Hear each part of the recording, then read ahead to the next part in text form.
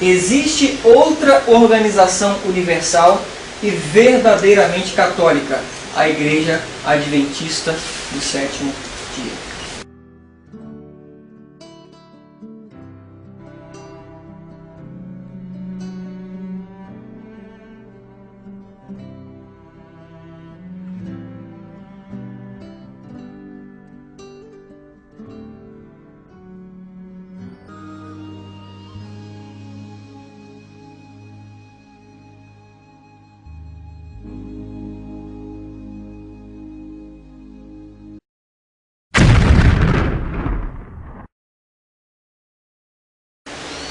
Boa tarde a todos, meu nome é Wagner, sou de Vila Velha, no Espírito Santo, e nós vamos hoje tratar de um assunto muito importante que é em relação à história da Igreja Adventista do Sétimo Dia. Gostaria de pedir a todos bastante atenção. Vocês vão precisar usar bastante intelecto para que nós possamos compreender essa mensagem por completo e entendermos o momento em que estamos passando hoje dentro da organização dentro da Igreja Adventista do Sétimo Dia. Então, veredas antigas. Vamos começar mostrando um sonho que Deus deu a Ellen Goldwhite. Diz assim: naquela noite, sonhei que estava em Bat Creek, olhando para fora através da janelinha da porta. Então vi um grupo que marchava rumo à casa, de 2 em 2. Eles pareciam inflexíveis e determinados. Eu os conhecia bem e voltei-me para abrir a porta da sala de visitas para recebê-los. Mas pensei em olhar novamente. A cena mudara. O grupo agora parecia uma procissão católica. Um trazia em sua mão uma cruz e outro uma cana. Quando se aproximaram, aquele que carregava a cana fez um círculo ao redor da casa, dizendo 3 vezes: esta casa está interditada. Os bens devem ser confiscados. Eles falaram contra nossa santa ordem. Nesse sonho aqui nós vemos o quê? A irmã White, ela olha pela janelinha da porta e ela vê um grupo marchando em direção à casa, de 2 em 2. Ela diz que o grupo estava firme e determinado. Ela então corre para abrir a porta de visitas, da sala de visitas. Significa o quê? Que esse grupo é bem recebido. Só que ela pensa em olhar novamente. Quando ela olha, ela percebe que a cena mudou. A cena mudara. O grupo agora parecia o quê? Uma procissão católica. E então, ela termina o sonho dizendo que eles fizeram um círculo ao redor da casa e disseram: os seus bens estão confiscados, vocês falaram contra a nossa santa ordem. Então, no decorrer dessa palestra, vocês vão entender o que significa esse sonho. Nós vamos explicar completamente agora, mas no decorrer nós vamos entender. Jeremias 6,16 diz o seguinte: assim diz o Senhor, ponde-vos nos caminhos, e vede, e perguntai pelas veredas antigas, qual é o bom caminho, e andai por ele, e achareis descanso para as vossas almas. Mas eles dizem: não andaremos nele. O povo de Israel estava em apostasia. Vocês leram o capítulo de Jeremias, o contexto, e vocês vão ver que Jeremias estava chamando o povo a olhar as veredas antigas, detectar o bom caminho e andar por ele. O povo teimoso dizia o quê? Não andaremos nele. A Bíblia também nos dá autoridade, além de investigarmos o passado, ela nos diz que tudo se repete. Eclesiastes 1, versículo 9 e 10 diz assim: o que foi, isso é o que há de ser, e o que se fez, isso se tornará a fazer, de modo que nada há novo debaixo do sol. Há alguma coisa de que se possa dizer: vê, isso é novo? Já foi nos séculos passados que foram antes de nós. Ou seja, existe um ciclo de repetição das coisas, e não é diferente. Por isso que a Bíblia foi escrita, para nos ensinar o caminho que nós devemos andar. Qual é o nosso compromisso quando nós nos tornamos cristãos? Com o que você tem compromisso? Com o que você se compromete? Não seremos considerados, diz o texto, responsáveis pela luz que não atingiu nossa percepção, mas pela luz a que resistimos e que rejeitamos. Nenhum erro é verdade. nem pode tornar-se verdade pela repetição ou pela fé nele. A sinceridade nunca salvará a alma das consequências de crer no erro. Devemos demonstrar um espírito cristão de amor e respeito imparcial para com todos os seres humanos. Mas o nosso compromisso para com a verdade deve sempre estar acima de quaisquer laços familiares ou de amizades. Quando nós nos tornamos cristãos, o nosso compromisso é com a verdade. Por que os mártires foram mártires? Por causa da verdade. Eles se comprometiam com a verdade, não aceitavam falsas doutrinas, falsos ensinamentos. Então eles defendiam a verdade, por isso eles eram levados às fogueiras. Então nós somos chamados para defender a verdade. Então nós vamos agora dar uma olhada nos princípios fundamentais da Igreja Adventista do Sétimo Dia, desde o seu princípio, desde o começo. Os princípios fundamentais, eles vinham antecedidos por essa declaração feita por Uriah Smith. Tá? Ele dizia o seguinte: os Adventistas do Sétimo Dia não têm um credo além da Bíblia, mas eles mantêm certos pontos de fé bem definidos e estão preparados para dar a razão a todo homem que os perguntar. As seguintes proposições são um sumário das principais características da sua fé religiosa, sobre as quais, tanto quanto sabemos, há unanimidade de todo o corpo. Então, ele diz aqui que esses pontos de fé, eles estão bem definidos. E ele diz mais, que eles estão preparados para dar a razão da fé deles a qualquer homem que os perguntar. E diz também que existe uma unanimidade de todo o corpo, o tanto quanto eles sabem. A pergunta que a gente poderia fazer aqui é: será que a profeta, a mensageira do Senhor, também estava de acordo com esses princípios? Será que ela também assinou esses princípios que foram declarados pela primeira vez em 1870, foram votados pela primeira vez em 1872? Vamos ver então se Ellen White concordava com isso. Ela escreve o seguinte: os principais pontos de nossa fé, como temos abraçado hoje, estão firmemente estabelecidos. Ponto após ponto foram claramente definidos, e todos os irmãos estão juntos em harmonia. O grupo inteiro dos crentes está unido na verdade. Existiram aqueles que vieram com estranhas doutrinas, mas nós nunca tememos nos encontrar com eles. As nossas experiências foram maravilhosamente estabelecidas pelo Espírito Santo. Claramente, ela assinava embaixo de todos os princípios fundamentais dos Adventistas. Se a gente analisar a palavra que eles usaram, eles não usaram doutrinas, mas princípios fundamentais. O que são princípios? A gente negocia princípios? Não, né? E fundamento? O que significa fundamento? É a base. Se você mexe num fundamento, o que acontece com a estrutura? Concreto, né? Exatamente. Então, os pioneiros, eles usaram termos essenciais, princípios fundamentais dos Adventistas do Sétimo Dia. É bom a gente entender isso porque a Igreja Adventista, ela surgiu ali em 1844, no desapontamento, veio crescendo no conhecimento. Em 1846 veio o sábado, e assim por diante. Em 1863 veio a reforma de saúde. Tá? Quando chegou em 1872, então foi votado pela primeira vez os princípios fundamentais. Ou seja, o grupo de crentes se reuniu e estabeleceu o seguinte: esses princípios aqui são imutáveis.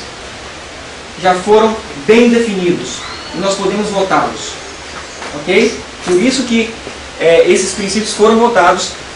E esses princípios, eles foram até 1930 sem sofrer nenhuma mudança, nenhuma retirada de princípios. Ok? Foram esses mesmos princípios. Desses princípios, qual é o principal desses princípios dos Adventistas do Sétimo Dia?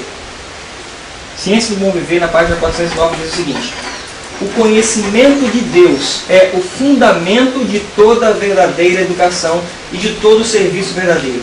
é a única salvaguarda real contra a tentação. Por ele unicamente nos podemos tornar semelhantes a Deus no caráter. Então, de todos os princípios, de toda a educação que o povo adventista veio tendo, qual é a base principal? O conhecimento de Deus.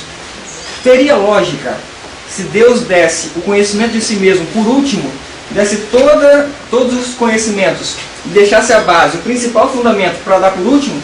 Tem lógica isso? Quando você faz uma construção, você deixa a base por último, fundamento? Não tem lógica isso. Então, nós podemos ver que Deus, ele estabeleceu o conhecimento de si mesmo desde o princípio dentro da Igreja Adventista. E é nesse aspecto que nós vamos analisar hoje os princípios fundamentais em relação a Deus. O primeiro princípio fundamental dos Adventistas diz o seguinte: que há somente um Deus, um ser pessoal, espiritual, o Criador de todas as coisas, onipotente, onisciente e eterno, infinito em sabedoria, santidade, justiça, bondade, verdade e misericórdia, imutável e em toda parte apresentado por seu representante, o Espírito Santo. Então, existe quantos deuses? Segundo os princípios fundamentais adventistas, um só. Ele é um ser pessoal e ele também é um ser espiritual. E diz que ele está em toda parte representado pelo Espírito Santo. O que significa estar em toda parte? Podem responder, sem problema. Onipresença. Então, está falando que esse único Deus, ele é onipresente pelo Espírito Santo. Gravem isso porque vocês vão entender um pouquinho mais para frente o que isso significa. Ok? Mas entendam que Deus, ele é onipresente pelo seu Espírito, pelo Espírito Santo. O segundo princípio fundamental diz o seguinte: que há um Senhor Jesus Cristo, o Filho do Eterno Pai, aquele por quem Deus criou todas as coisas e por quem elas subsistem, que ele assumiu a natureza da semente de Abraão para a redenção de nossa raça caída, que habitou entre os homens, cheio de graça e verdade, viveu nosso exemplo, morreu o nosso sacrifício, foi ressuscitado para a nossa justificação e assim por diante. Então, vem trazendo o conhecimento de Cristo. Ele é o Filho do Eterno Pai, do único Deus. Então nós temos o terceiro, o quarto, o quinto. Eu botei um resumo aqui, mas a gente não vai ler agora para a gente ganhar tempo. Temos o 18º princípio. Quando a gente chega no 19º princípio, então nós vamos encontrar os seguintes dizeres: que o Espírito de Deus foi prometido para manifestar-se na igreja mediante certos dons. Entre parênteses, ali está o termo que os pioneiros usaram, em inglês, itself. O termo it, ele não é usado no inglês para denominar alguém, mas sim alguma coisa, algo, algum objeto, certo? Algo, não um ser, no sentido de pessoa. O termo usado no inglês para pessoa é he, H-E. Então, os pioneiros eles usaram para designar o Espírito de Deus como itself, it, tá? Para mostrar que eles não estão aqui falando de uma pessoa distinta, certo? Mas do Espírito de Deus. Então, o Espírito de Deus foi prometido para manifestar-se na igreja mediante certos dons, enumerados especialmente em 1 Coríntios 12 e Efésios 4. Que esses dons não têm desígnio de superar ou tomar o lugar da Bíblia, que é suficiente para fazermos sábios para a salvação, mais do que a Bíblia pode tomar o lugar do Espírito Santo.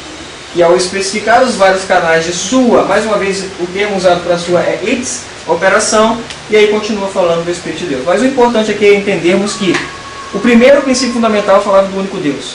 O segundo princípio fundamental falava do Filho de Deus. Para demonstrar e para talvez inspirados pelo Espírito de Deus, para não deixar margem para a crença em uma trindade, eles vieram a falar do Espírito de Deus no 19º princípio, e usando os termos it, que não estavam se referindo a uma pessoa.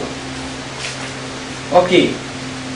Hoje, a doutrina adventista atual, ela traz, em relação a Deus, os seguintes as seguintes doutrinas.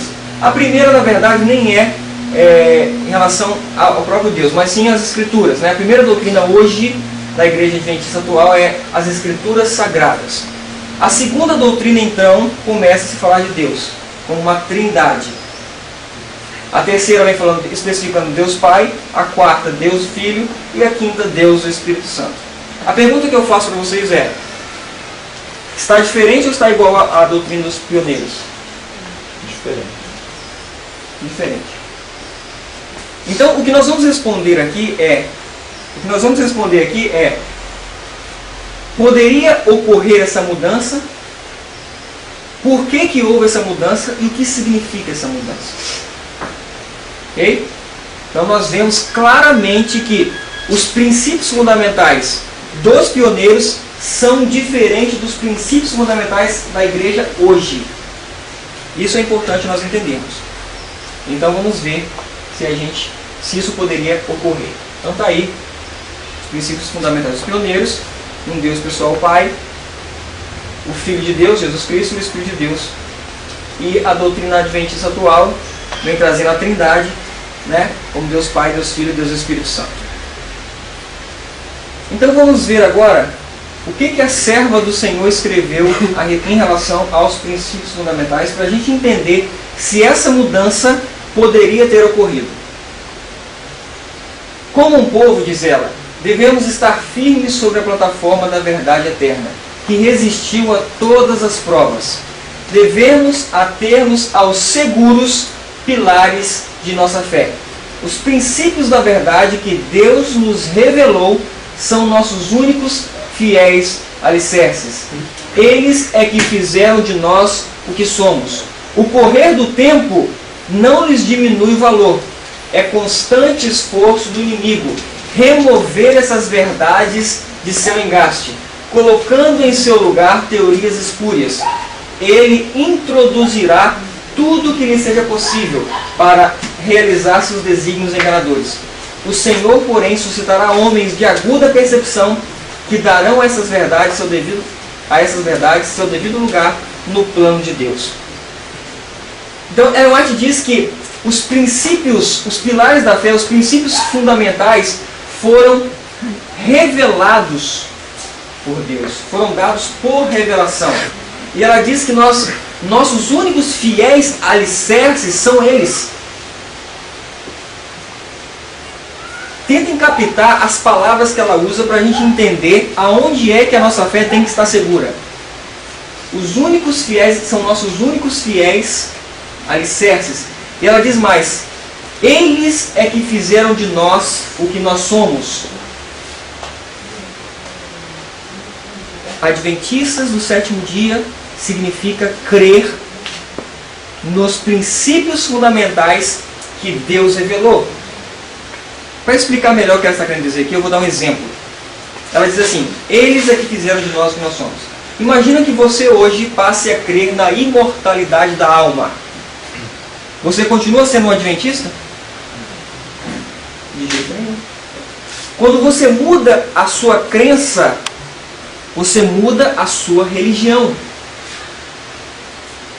Você pode até dizer para as pessoas que você é um adventista do sétimo dia, mas se você não está de acordo com os princípios fundamentais que Deus revelou, você é apenas um adventista nominal, de nome, mas na verdade você não é um adventista do sétimo dia.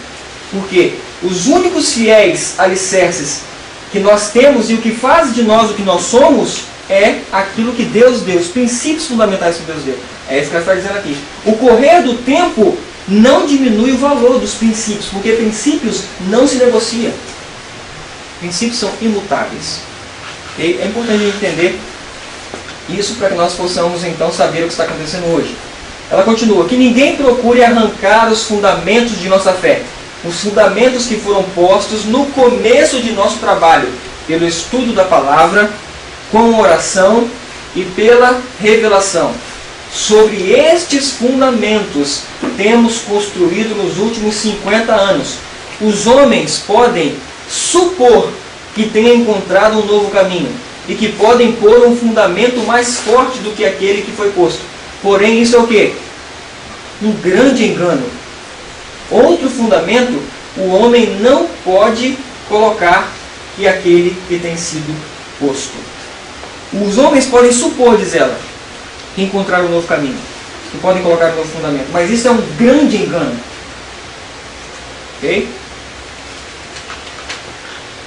Que ninguém empreenda a obra de demolir os fundamentos da verdade que fizeram de nós o que somos. Mais uma vez ela frisa aqui. Os fundamentos da verdade é que fazem dos adventistas do sétimo dia o que eles são. Deus guiou seu povo para frente passo a passo, embora houvesse armadilhas do erro por todos os lados. Sob a maravilhosa orientação de um claro assim diz o Senhor, foi estabelecida uma verdade que tem exigido a prova. Quando surgem homens procurando atrair discípulos após si, enfrentai-os com as verdades como que provadas pelo fogo. Ok? Mais uma vez ela frisou que nós somos adventistas pelo que nós cremos. Agora preste atenção na estratégia que o inimigo estava já tendo para o povo de Deus. O inimigo das almas tem procurado introduzir a suposição de que uma grande reforma devia efetuar-se entre os adventistas do sétimo dia. E que essa reforma consistiria em renunciar às doutrinas que se erguem como pilares de nossa fé e empenhar-se num processo de reorganização. Se tal reforma se efetuasse, qual seria o resultado? Presta atenção agora, o inimigo está sugerindo que uma reorganização seja feita no meio dos adventistas do sétimo dia, naquela época. Se essa reorganização fosse efetuada, se essa reforma fosse efetuada, qual seria o resultado? Seriam rejeitados os princípios da verdade que Deus, em sua sabedoria, concedeu à igreja remanescente. Nossa religião seria o quê? Nossa religião seria mudada. Os princípios fundamentais que têm sustido a obra nesses últimos 50 anos seriam tidos na conta de erros. Estabelecer-se-ia uma nova organização, escrever-se-iam livros de ordem diferente, introduzir-se-ia um sistema de filosofia intelectual. Os fundadores desse sistema iriam às cidades realizando uma obra maravilhosa. O sábado seria naturalmente menosprezado, como também o Deus que o criou. Coisa alguma se permitiria opor-se ao novo movimento. Ensinariam os líderes desse movimento, ensinariam os líderes ser a virtude melhor do que o vício. Mas, removido Deus, gente, gravem bastante isso. Ela está dizendo que se mexer nos princípios da verdade, o que vai acontecer? Removido Deus, colocariam sua confiança no poder humano, o qual, sem Deus, nada vale. Seus alicerces se fundariam na areia, e os vendavais e tempestades derribariam a estrutura. Quem tem autoridade para iniciar semelhante movimento? Possuímos a Bíblia. Temos nossa experiência com o atestado da milagrosa operação do Espírito Santo. Temos uma verdade que não admite o quê? Contemporização alguma. Não devemos repudiar tudo que não esteja em harmonia com esta verdade? Não devemos repudiar tudo o que não esteja em harmonia com esta verdade que Deus deu por revelação e que se estabeleceu como princípios fundamentais da Igreja Adventista? É o que ele está dizendo. Então nós vemos que se mudar os princípios da Igreja Adventista, dos pioneiros, a nossa religião muda. E nós já constatamos que esses princípios foram mudados. Será que nós estamos hoje diante de uma nova igreja adventista do sétimo dia? Essa é a pergunta que nós podemos responder. Basta olharmos para os princípios fundamentais e compararmos os dois. É simples de responder, segundo a própria inspiração. E ela continua dizendo: preciosa é a verdade para esse tempo, mas aqueles cujo coração não foi quebrantado mediante o cair sobre a rocha, Cristo Jesus, não verão nem compreenderão o que é a verdade. Aceitarão o que lhes agrada as ideias e começarão a manufaturar outro fundamento que não seja aquele que foi posto. Lisonjearão a sua própria vaidade e estima, pensando que são capazes de remover as colunas de nossa fé e substituindo-as por outras de sua própria invenção. E ela está frisando aqui que a verdade que Deus revelou, que Deus deu para aquele tempo, é preciosa e que não pode se negociar. Alguns viriam tentando manufaturar outro fundamento, mas isso seria realmente um grande engano. A mensagem escolhida diz o seguinte: agora, o Espírito diz expressamente que nos últimos dias alguns se desviarão da fé, dando ouvidos a espíritos sedutores e doutrinas de demônios. O tempo dessa apostasia está aqui. Todo esforço concebível será feito para lançar dúvida sobre as posições que temos ocupado durante meio século. Todo esforço concebível será feito para lançar dúvida sobre a nossa posição que temos ocupado durante meio século. Se você hoje for a um líder hoje da organização, a um ministro hoje da organização adventista e perguntar sobre aqueles princípios e falar que você crê naqueles princípios, você hoje é excomungado. Você hoje é excluído da igreja. Ok?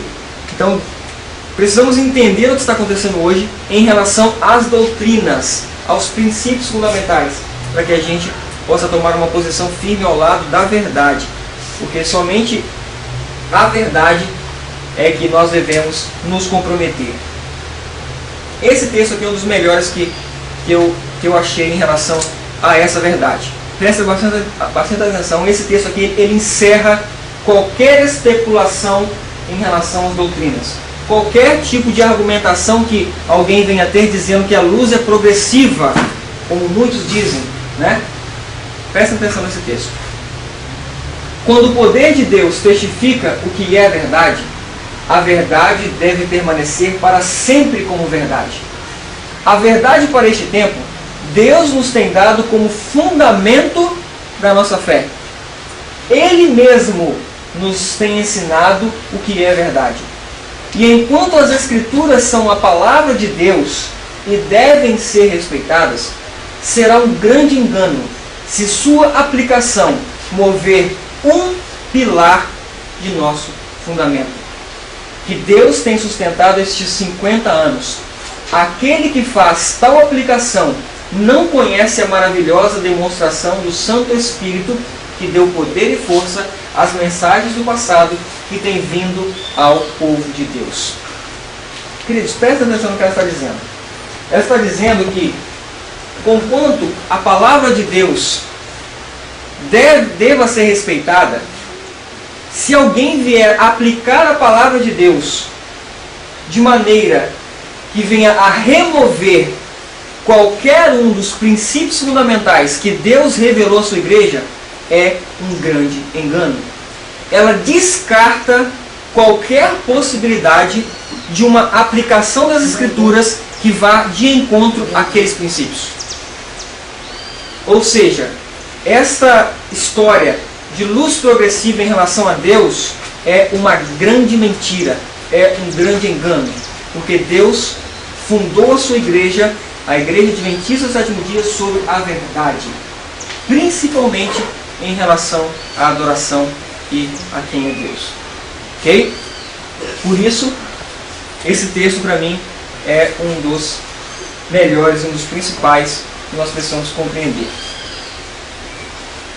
Por que tanta preocupação da mensageira do Senhor em defender os princípios fundamentais? Por que tantos textos assim?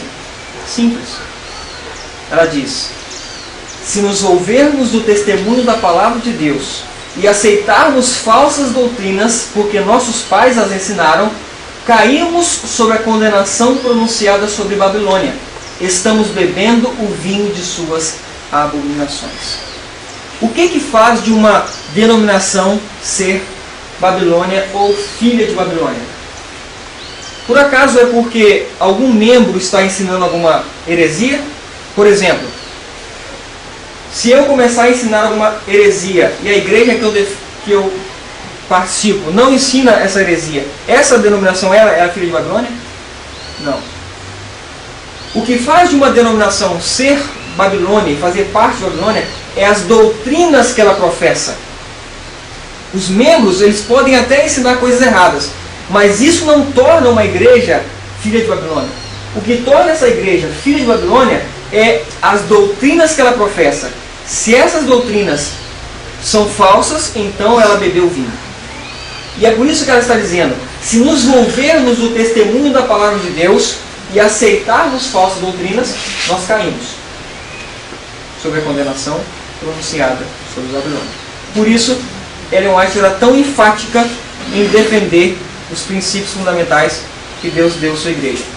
E ela diz mais, é tão fácil fazer um ídolo de falsas doutrinas e teorias como talhá-lo de madeira ou pedra. Representando falsamente os atributos de Deus, Satanás leva os homens a olhá-lo sob falso prisma.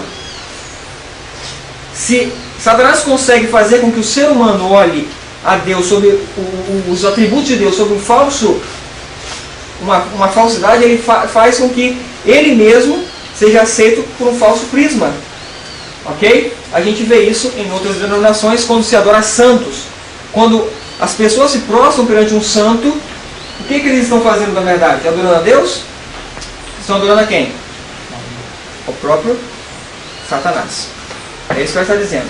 Ok? Como então foi que Deus deu as mensagens, estabeleceu as mensagens dentro da igreja adventista? Vamos entender isso. Ela diz o seguinte, depois da passagem do tempo de 1844, nós buscamos a verdade como um tesouro escondido. Reunia-me com os irmãos e estudávamos e orávamos fervorosamente. Muitas vezes ficávamos reunidos até alta noite, e às vezes a noite toda, pedindo luz e estudando a palavra. Repetidas vezes, esses irmãos se reuniram para estudar a Bíblia, a fim de que conhecessem seu sentido e estivessem preparados para ensiná-la com poder. Quando em seu estudo chegavam ao ponto de dizerem, nada mais podemos fazer, o que acontecia? O Espírito do Senhor vinha sobre mim, diz ela. Eu era arrebatada em visão, e era-me dada uma clara explanação das passagens que estivéramos estudando, com instruções quanto à maneira em que devíamos trabalhar e ensinar eficientemente. Então, os pioneiros eles se reuniam para estudar a Bíblia. Muitas vezes passavam a noite toda estudando. Quando eles chegavam ao ponto de dizer, olha, não conseguimos entender mais, daqui não podemos passar mais. Então, o Espírito do Senhor tomava Ellen White e em visão, Deus revelava as verdades que eles precisavam ensinar eficientemente. Assim é que foi estabelecida as verdades dentro do povo de Deus, dentro da igreja adventista do sétimo dia. Ok? Ela diz mais aqui. Durante todo o tempo, ela não podia compreender o arrazoamento dos irmãos. Minha mente estava, por assim dizer, fechada, e eu não podia compreender o sentido das passagens que estudávamos. Esta foi uma das maiores tristezas de minha vida. Fiquei nesse estado de espírito até que nos fossem tornados claros todos os pontos principais de nossa fé, em harmonia com a palavra de Deus. Os irmãos sabiam que, quando não em visão, eu não compreendia esses assuntos, e aceitaram como luz direta do céu as revelações dadas. Ou seja, queridos, a própria mensageira do Senhor no início, ela não compreendia o estudo. Ela estava com a mente fechada. Ela estava participando, mas ela não compreendia.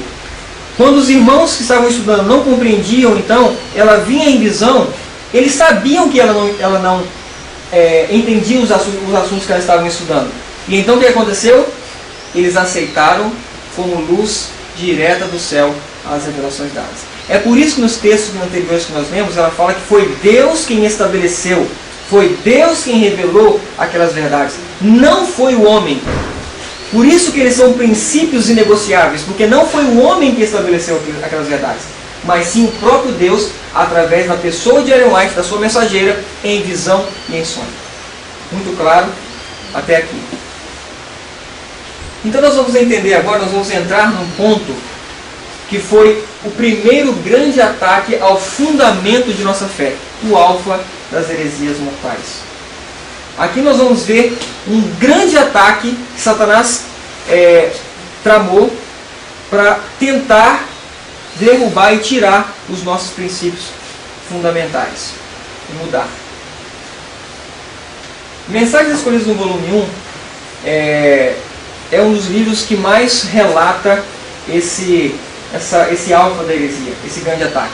É interessante que os irmãos comprem e leiam todo o contexto para que vocês entendam então quão grande foi essa guerra do alfa das heresias mortais. Eu vou contar um pouquinho da história antes de nós entrarmos aqui nos textos.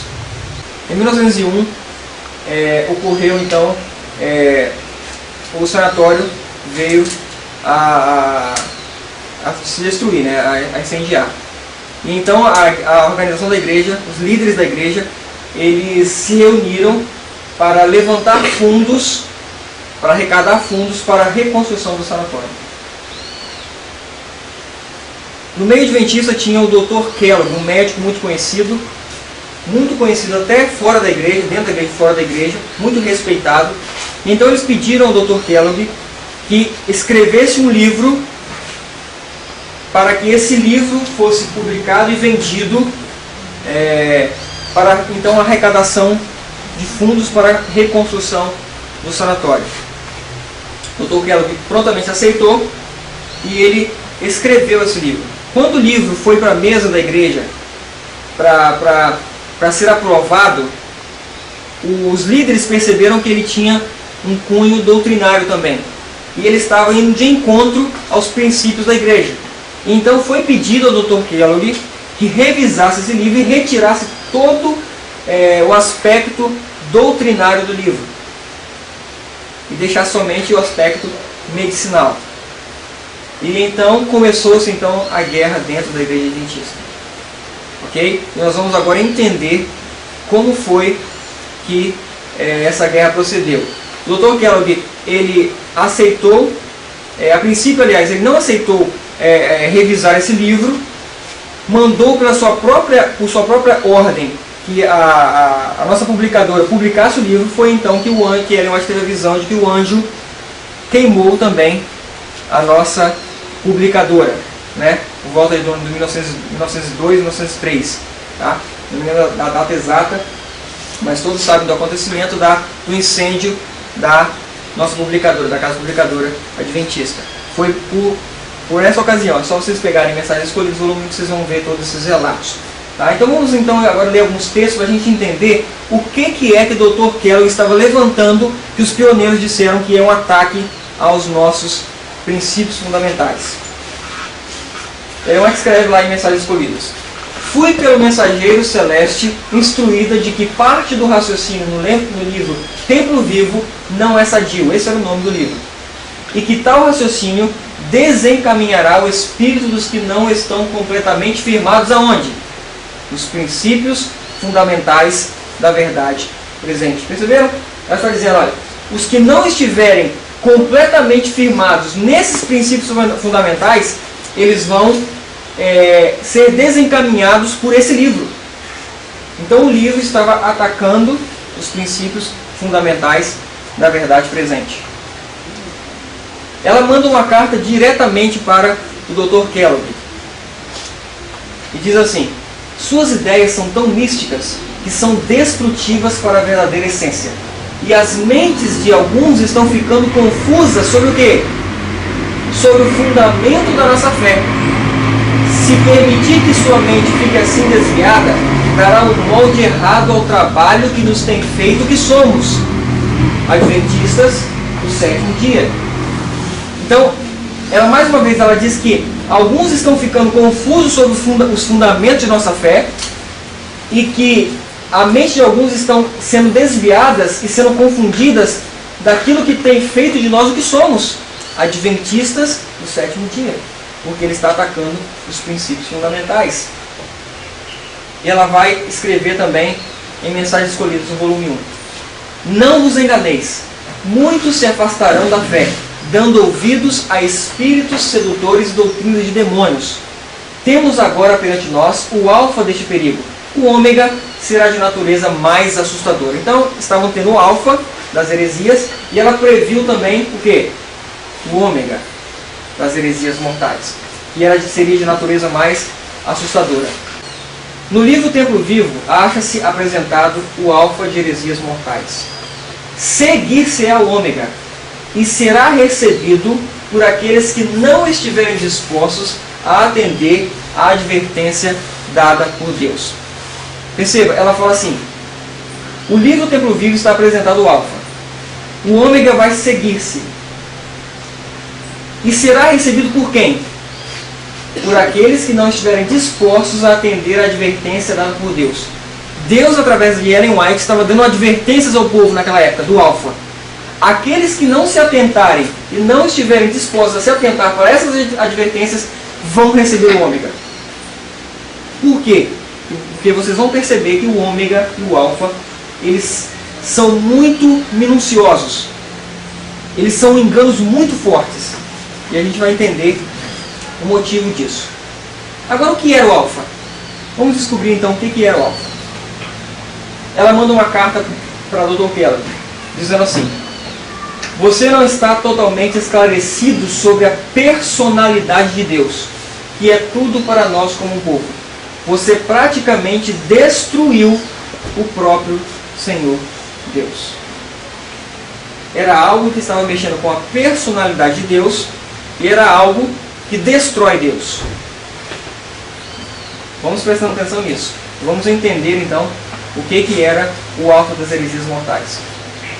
Eu tenho sido instruída pelo mensageiro celeste, diz ela, que alguns dos raciocínios no livro Templo Vivo são falaciosos, e que tal raciocínio desencaminhará as mentes daqueles que não estão profundamente firmados nos princípios fundamentais da verdade presente. Ele introduz aquilo que não passa de uma especulação acerca da personalidade de Deus e onde sua presença está. Ninguém nessa terra possui o direito de especular nesta questão. Então nós vemos mais uma característica do alfa.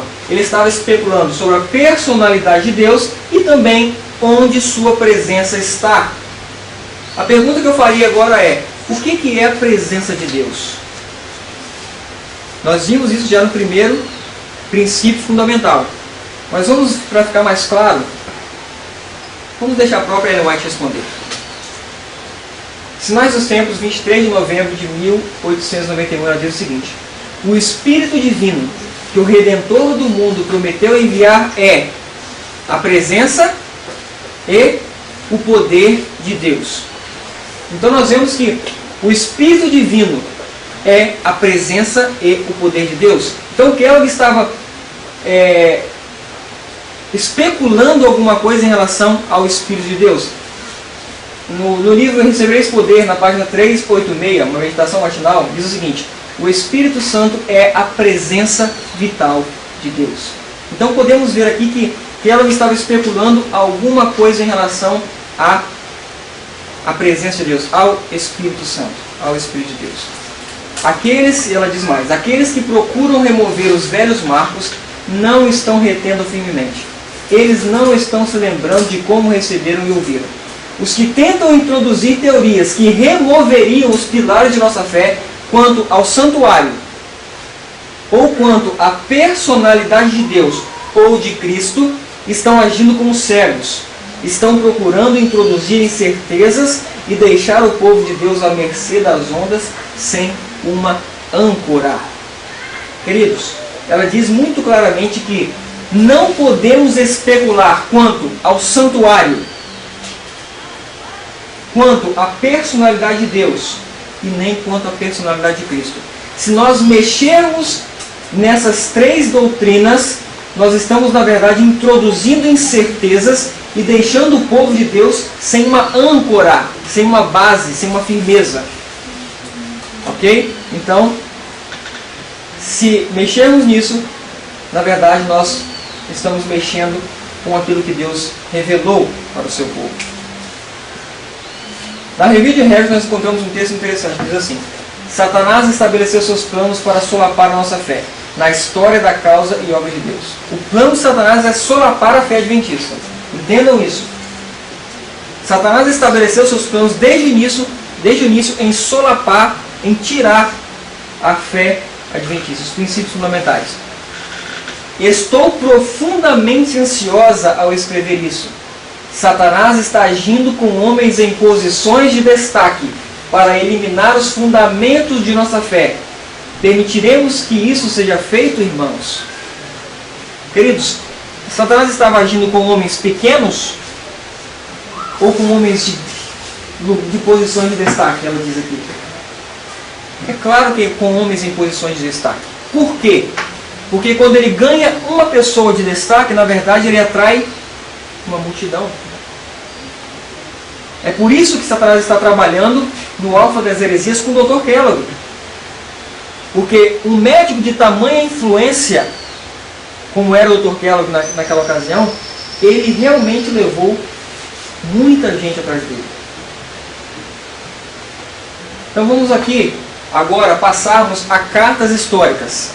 Essas cartas que nós vamos ler aqui podem ser, pelo próprio e-mail, ser pedido à conferência geral. No site White State você pede essas cartas, manda o endereço direitinho que eles enviam para você. Okay?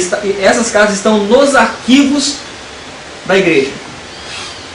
A primeira carta que nós vamos ler nessa guerra do Alfa é de Arthur Daniels para William White, para o filho da irmã White. Ela está datada com o dia 29 de outubro de 1903. Ela diz o seguinte: desde o final do concílio, eu senti que devia te escrever confidencialmente sobre os planos do Dr. Kellogg para revisar e republicar o Templo Vivo.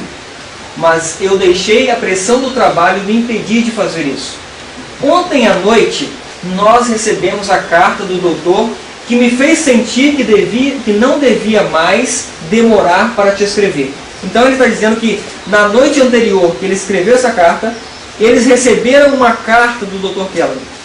Ao ler essa carta, ele imediatamente viu que não poderia demorar mais em escrever esta carta que nós estamos lendo. E ele vai continuar agora. Ele disse que por todo o tempo tinha se preocupado em saber como explicar o caráter de Deus e sua relação com as obras criadas. Ele tem certeza de que crê apenas no que os testemunhos ensinam e no que o Dr. Wagner e o pastor Jones pregaram por anos, mas ele desconfiava que eles não expressaram o assunto de forma correta. Então percebam que o Dr. Kellogg está ensinando essas heresias, dizendo que crê nos testemunhos. Prestem atenção nisso. Ele está se preocupando em explicar o caráter de Deus, usando os testemunhos. Então ele, no caso Kellogg, afirmou que suas antigas visões sobre a Trindade o atrapalhavam de fazer uma declaração clara e correta, e que por um certo momento em que ele creu na Trindade, conseguiu ver claramente onde estava toda a dificuldade, e achou que agora podia resolver a questão satisfatoriamente. Ele disse que agora crê em Deus o Pai, Deus o Filho e Deus o Espírito Santo. Agora entende que é o Espírito Santo e não o Pai que preenche todo o espaço e todas as coisas vivas.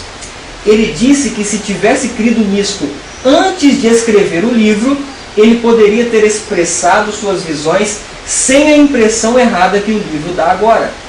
Eu coloquei diante dele as objeções que encontrei na doutrina e tentei mostrar a ele que a doutrina é tão contrária ao Evangelho que eu não enxergava como ela poderia ser revisada pela mudança de poucas expressões. Eu queria frisar aqui que todos entendessem que essa conversa que Daniels teve com Kellogg foi após a liderança da igreja ter rejeitado o livro. Prestem atenção nisso. Kellogg, no livro, na carta, Daniels diz assim, Kellogg disse que se tivesse crido nisso o quê? Na Trindade, em Deus o Pai, Deus o Filho e Deus o Espírito Santo. Antes de escrever o livro, ele poderia ter expressado as suas visões de maneira diferente do que está no livro. Porque no livro, se vocês pegarem o livro Templo Vivo para ler, vocês vão perceber que lá ele dá uma ênfase muito grande ao panteísmo. Quando a igreja rejeita isso, ele então tenta mudar o quadro, dizendo que agora ele entende e conseguiu compreender o que ele não estava expressando de maneira correta. Por quê? Porque as visões que ele tinha da Trindade o atrapalhavam de fazer uma escrita correta. Mas que agora ele passou a crer na Trindade, então ele agora pode expressar que ele crê em Deus Pai, em Deus o Filho e em Deus o Espírito Santo. Ok? Ele tenta revisar isso. E Daniels diz aqui: eu coloquei diante dele as objeções que encontrei na doutrina, nessa doutrina, e tentei mostrar a ele que a doutrina era tão contrária ao Evangelho que eu não podia ver como revisar, enxergar como poderia ser revisada pela mudança de poucas expressões. É importante a gente entender isso. Agora vamos pegar uma carta do próprio Kellogg, o próprio autor do Alfa, para a gente entender exatamente o que ele está questionando.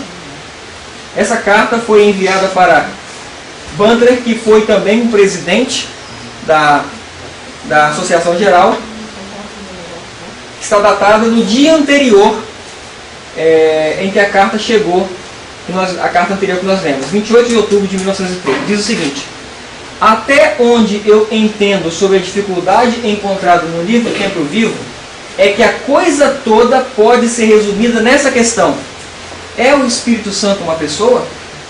Você diz que não. Eu tinha achado que a Bíblia dizia isto pelo fato de que o pronome pessoal ele é usado em referência ao Espírito Santo.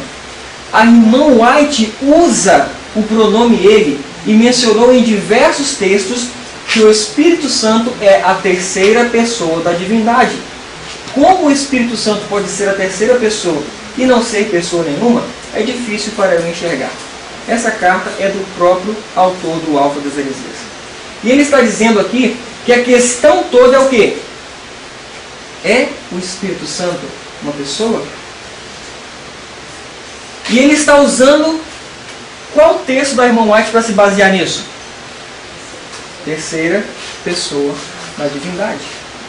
Então a gente vai perceber que o Alfa das Heresias foi um grande engano, porque Kellogg estava usando textos do Espírito de profecia para mostrar a sua crença em Deus o Pai, em Deus o Filho e em Deus o Espírito Santo.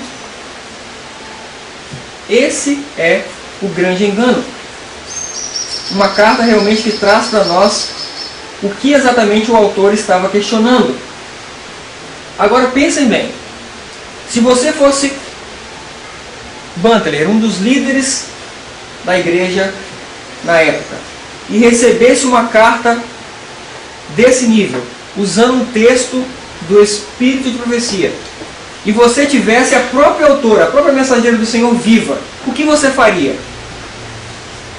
Obviamente, se fosse comigo, eu iria à própria Ellen White.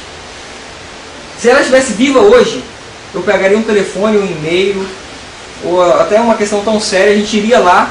Ellen White, Kellogg está questionando os nossos princípios fundamentais, está usando para isso um texto seu, terceira pessoa da divindade. Ele tem razão em dizer que o Espírito Santo é uma pessoa distinta do Pai e do Filho, e que agora nós podemos crer em Deus Pai, Deus Filho e Deus Espírito Santo? Ou não? Nós devemos continuar crendo nos princípios fundamentais da igreja, que diz que existe só um Deus. Óbvio que nós faríamos isso. E foi o que Butler fez. Vamos ler a carta que Butler agora ele responde a Kellogg. Vamos ver o que ele diz nessa carta. Essa carta ela foi respondida aproximadamente 7 ou 8 meses depois. A gente tem que lembrar que não havia uma comunicação tão rápida como nós temos hoje, na época.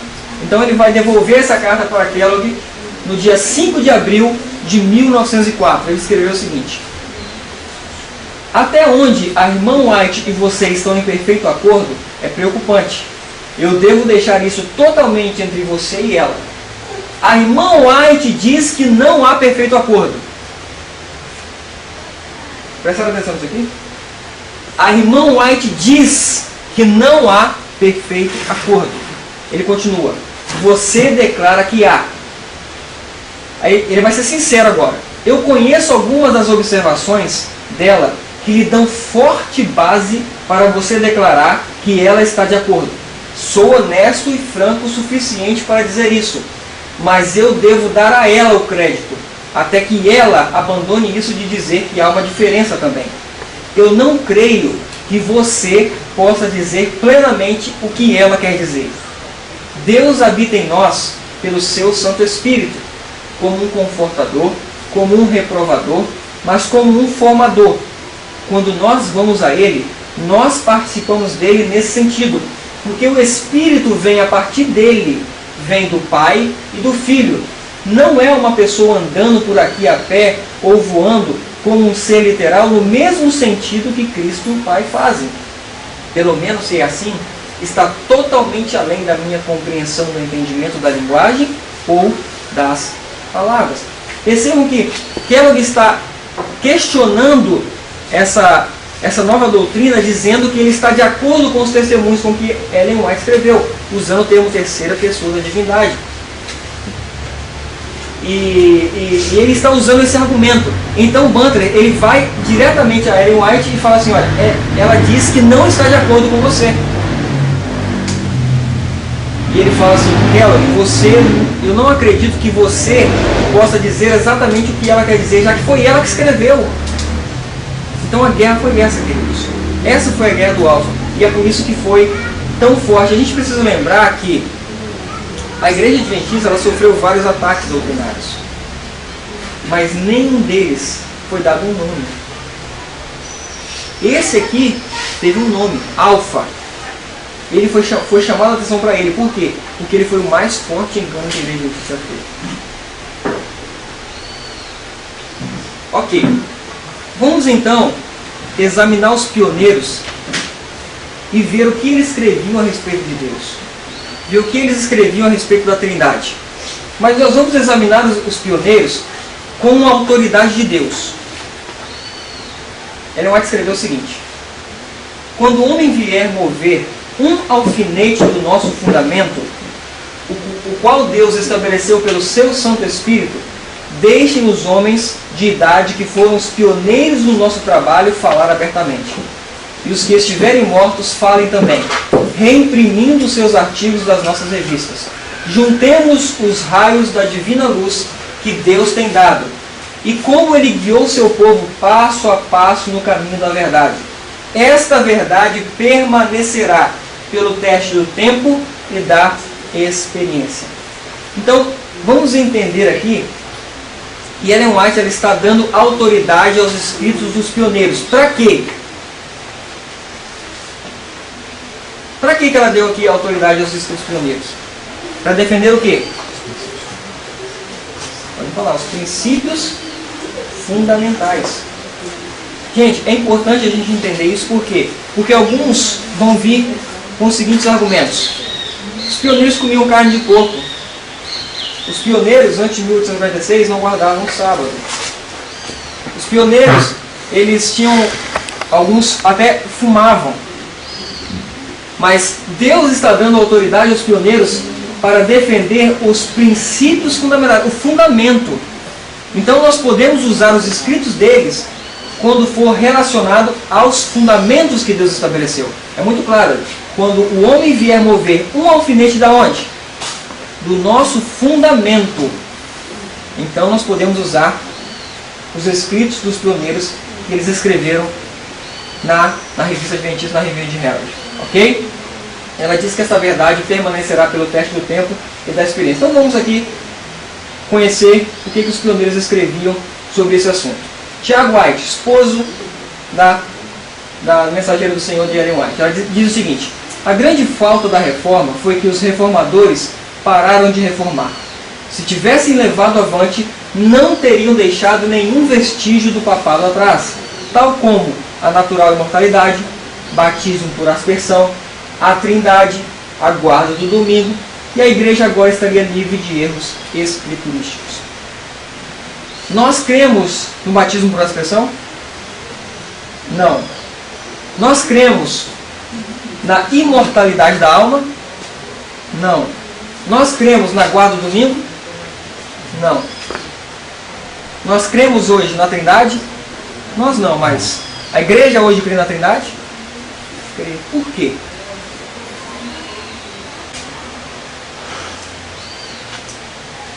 Tiago escreveu que uma pessoa seja 3 pessoas e que 3 pessoas sejam uma só pessoa é uma doutrina que nós podemos proclamar ser uma doutrina contrária à razão e ao senso comum. Eu pergunto para alguns amigos, quando nós estamos conversando, o Pai é totalmente Deus? Eles respondem que sim. O Filho é totalmente Deus? Eles respondem que sim. E o Espírito Santo é totalmente Deus? Eles respondem que sim. E eu pergunto, então quantos deuses você tem? Um só. Totalmente contrário à razão e ao senso comum. Não tem lógica. Ok? Não tem lógica. É isso que o Tiago está dizendo. John Andrews diz o seguinte: a doutrina da Trindade foi estabelecida na igreja pelo Concílio de Nicéia em 325. Essa doutrina destrói a personalidade de Deus e seu Filho Jesus Cristo, nosso Senhor. A forma infame como foi imposta à igreja aparece nas páginas da história eclesiástica, que causa aos que acreditam na doutrina corar de quê? De vergonha. Agora, vamos cruzar essa informação, esse texto do pioneiro John Andrews, com o que Ellen White escreveu para aquela que nós vimos agora há pouco atrás. Ela diz o seguinte: você, Kelvin, não está totalmente esclarecido sobre a personalidade de Deus, que é tudo para nós como um povo. Você praticamente destruiu o próprio Senhor Deus. O que John Andrews fala? Que a doutrina da Trindade faz o quê? Mexe com a personalidade de Deus e destrói. Mas por que destrói Deus? Já pararam para pensar nisso? Por que a doutrina da Trindade destrói Deus? Nós aprendemos pela Bíblia que o Espírito de Deus é a onipresença dele, até pelo próprio Espírito de profecia, que é a onipresença do Pai e do Filho, a personalidade dos dois, uma característica que somente os dois têm no universo. Nem os anjos têm essa característica de estar em todos os lugares ao mesmo tempo. Somente o Pai e o Filho, através do seu Espírito.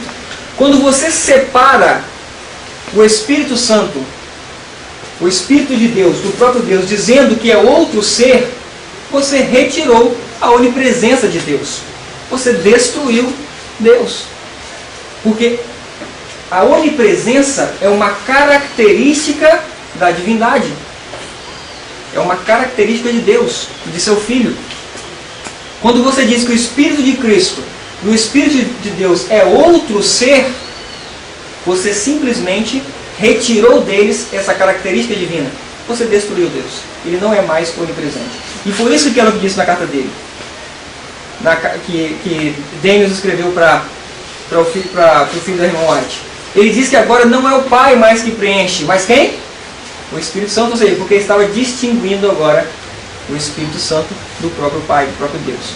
Ok? É por isso que a doutrina da Trindade ela destrói o próprio Senhor Deus. Quando nós percebemos isso, foi onde nós decidimos tomar uma posição por essa verdade e alertar e acordar aos nossos irmãos para essa realidade hoje na igreja cristã em geral, tá? Em todas as igrejas.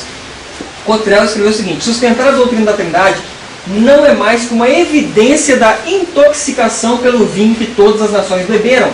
O fato dessa ser uma das principais doutrinas, se não a principal, pela qual o bispo de Roma, quem é o bispo de Roma? O Papa. O bispo de Roma foi exaltado ao papado, não recomenda muito em seu favor. Ok? Uri Smith: mas com respeito ao Espírito, a Bíblia usa expressões que não podem se harmonizar com a ideia que é uma pessoa igual ao Pai e ao Filho. Ao contrário, mostra que é uma divina influência de ambos, o meio pelo qual se fazem o quê? Representar e pelo qual se manifesta o poder através de todo o universo quando não estão pessoalmente presentes. Então, Uri Smith vai usar aqui também a expressão de que o meio pelo qual se fazem representar em todo o universo, ok? Onipresença de Deus. A gente vai percebendo que os pioneiros eles tinham uma linguagem igual. Por quê? Porque eles estavam juntos. Okay? Eles estudavam juntos, então por isso vocês vão ver os textos dos pioneiros, vocês vão encontrar também semelhanças no Espírito de Profecia, porque eles estudavam juntos. William White. Esse texto de William White, do filho da irmã White, foi escrito 20 anos após a morte de Ellen White. E olha bem o que ele diz nessa carta. As declarações e os argumentos de alguns dos nossos ministros em seu esforço para provar que o Espírito Santo era um indivíduo como é Deus o Pai e Cristo o Eterno Filho, têm me deixado perplexo e algumas vezes eles me têm entristecido. Minhas perplexidades diminuem um pouco quando eu aprendo no dicionário que um dos significados de personalidade são as características. Como eu concluo? Está declarado dessa forma que existe uma personalidade sem forma de corpo, possuída pelo Pai e pelo Filho. Então, nós vemos ali que agora não é somente uma pessoa, Dr. Kellogg, que está trazendo esse ensinamento, mas são quem? Os ministros. Ele começa a carta assim: as declarações e os argumentos de alguns dos nossos ministros. E esses ministros já estavam, 20 anos após a morte de Ellen White, se esforçando para provar que o Espírito Santo é um indivíduo, como é o Pai e como é o Filho. Lembre-se que Ellen White falou que após o Alfa seguiria-se logo o Ômega, e seria de natureza pior, mais assustadora. E hoje nós vemos os líderes da igreja ensinando isso, e mais profundamente isso como doutrina da igreja adventista. Bom, como nós falamos, a grande estratégia de Satanás foi o uso do espírito de profecia. E Ellen White soube disso. E olha o que ela escreveu em relação a isso. Na controvérsia despertada entre nossos irmãos acerca dos ensinos deste livro, aqueles em favor de permitir uma larga circulação declaram: ele contém os verdadeiros conceitos que a irmã White tem ensinado. Essa afirmação golpeia em cheio meu coração. Me senti de coração quebrantado por saber que esta declaração do assunto não era verdadeira. A própria Ellen White, ela diz que os argumentos dos que estão tentando levar os ensinos deste livro avante estão usando textos dela. E isso golpeou em cheio o coração dela. A crise alfa foi justamente o uso do espírito de profecia para dar base ao ensino da Trindade e ao ensino de que o Espírito Santo, o Espírito de Deus, é um ser distinto do Pai e do Filho. Ok? Vale? Sim. Já que a gente pode falar, percebe então de que a acusação atual de que os que negam a Trindade seria o ômega é um pouco truncado, porque o Kellogg não negava o Espírito Santo, é o contrário, afirmava que o Espírito Santo é uma pessoa. Então, o que seria então o ômega? Se na época todos os pioneiros foram contra, então qual é o argumento que hoje, entendeu? Faz sentido. E é algo tão confuso que poucos param para pensar de que, ora, o ômega, se o alfa era assim, então o ômega como que é? Exato. E hoje o Kellogg está sendo até um pouco reabilitado na igreja, por outros motivos, claro, mais financeiros. Mas hoje percebeu de que aquilo que ele falava naquela época é o que se faz hoje. É o que se faz hoje, pela própria igreja. E que na época os pioneiros, todos foram contra. Exatamente. Então, o ômega hoje ele é de natureza maior, por quê? Porque abrangeu a igreja agora. Então, nós é que somos os dissidentes, né? Os hereges, né? Os que defendem a crença dos pioneiros é que passam a ser os dissidentes, os hereges. Como naquela época era o contrário. A igreja defendia a verdade, a liderança, e um homem, Kellogg, começou a levantar essa questão, e ele é que era o dissidente, o herege.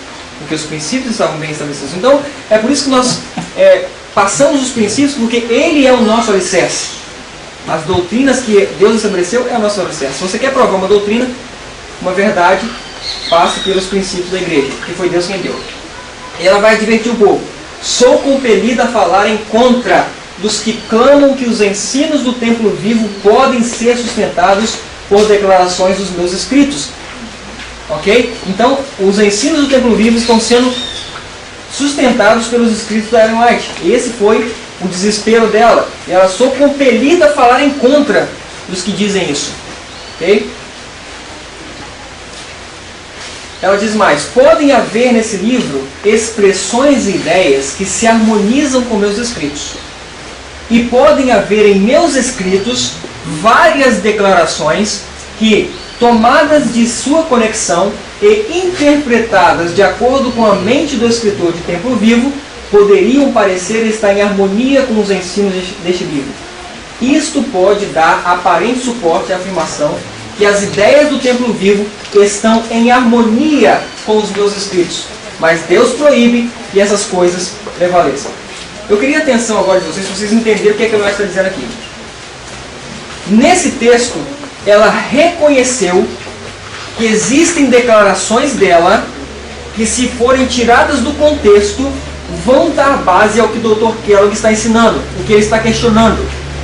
O que é que ele está questionando? Que o Espírito Santo é uma pessoa distinta. Ele está querendo ensinar a Trindade, Deus Pai, Deus Filho e Deus Espírito Santo. Então, ela diz que, se tirarem expressões dela do contexto, vão dar base a essas declarações. Ela diz que Deus proíbe que isso prevaleça. Por que eu digo que essa declaração aqui, ela é muito importante, precisa do nosso entendimento? Se você hoje for para uma liderança da igreja hoje e perguntar o que foi o alfa das heresias mortais, ele vai te responder que foi o panteísmo. Um panteísmo que não tem nenhuma relação com Trindade. Ok? Então, a gente pode direcionar uma pergunta para esses líderes. Simples. A irmã White disse, então, que existem várias declarações dela que dão base ao que o Dr. Kellogg está ensinando. A igreja hoje ensina que é só o panteísmo. Então, traga para mim as várias declarações dela que dão base ao panteísmo. Pode fazer essa pergunta para a liderança. Eu já fiz. Até hoje, ninguém trouxe. Por que ninguém trouxe? Porque os textos da irmã White estão sendo usados para dar base à Trindade. Não existem textos da irmã White fora do contexto que dão base a um panteísmo que não é relacionado à Trindade. Por que Ellen White então chamou o alfa das heresias mortais de panteísmo e não de Trindade? Poderíamos perguntar isso, porque a irmã White ela chama realmente o alfa das heresias mortais de panteísmo. E a gente precisa entender isso também. Queridos, o que é panteísmo? O que é panteísmo? É Deus em todas as coisas, Deus em tudo. Deus na árvore, Deus na grama. Deus agora está dentro da árvore. Se vocês lerem o Templo Vivo, vocês vão ver que ele fala até de um exemplo de uma botinha. Não sei quem já leu, né? Peguem para ler, não vou explicar aqui agora. Mas Deus dentro de tudo. Agora existe um Deus que está dentro da árvore, na grama, inclusive dentro de você, a nova era atual, panteísmo. Se nós entendermos que o Espírito Santo é um Deus distinto do Pai e do Filho, não o Espírito deles, nós somos panteístas. Por quê? Nós somos templos de quê? O que diz Coríntios lá? Nós somos templos do Espírito Santo. E o Espírito Santo habita em vós. Se você crê que o Espírito Santo é um ser distinto, você tem um Deus dentro de você. Você é templo de um Deus. Isso é panteísmo. Então, nós precisamos entender que Deus habita em nós através do seu Espírito, da sua presença. E você não tem um Deus dentro de você. E é por isso que, quando um trinitariano, na verdade, ele é também panteísta. Porque o nosso corpo é o templo do Espírito Santo.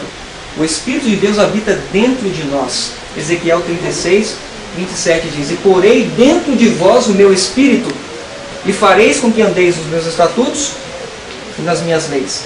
Deus, ele coloca dentro de nós o seu Espírito. Okay? Façam esse questionamento e vocês vão entender que o que Kellogg está tentando ensinar para a igreja é também a Trindade, a individualidade do Espírito de Deus. E Ellen White reconheceu aqui que realmente existem várias declarações dela que, se tirarem do contexto, vão dar base à doutrina da Trindade. Ok? Ela diz aqui, manuscrito 62, escrito em 1905: temos tido de enfrentar muitos homens que têm vindo com exatamente tais interpretações, buscando estabelecer falsas teorias e perturbando as mentes de muitos por sua presteza em falar e por sua grande quantidade de textos, os quais têm sido aplicado mal, para que se ajustem às suas próprias ideias.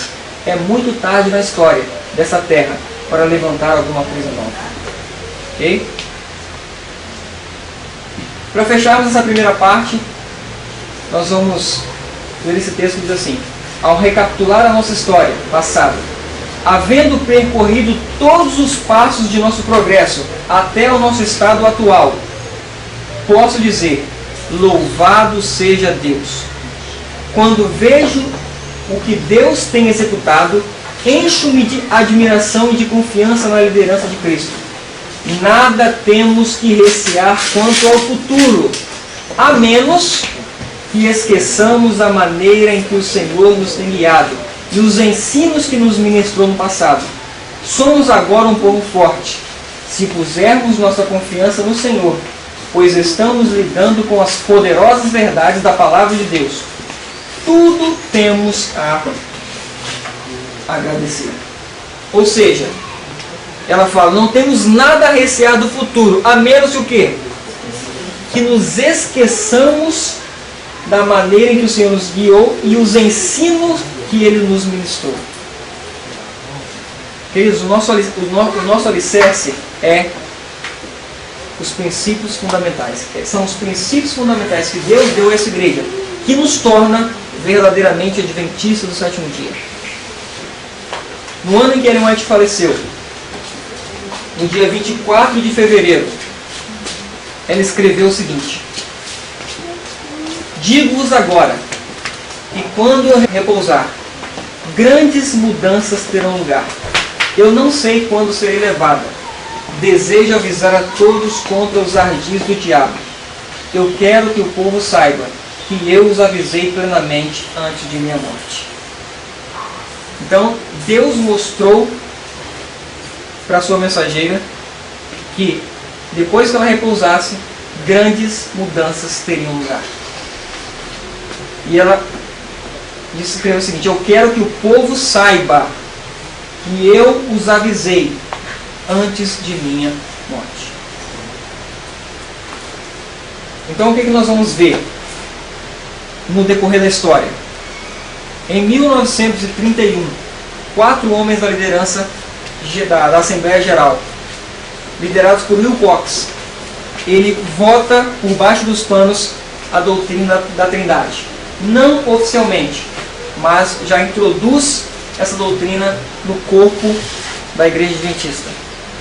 E em 1980, finalmente, de maneira oficial, a doutrina da Trindade entra no corpo de doutrinas da Igreja Adventista do sétimo dia.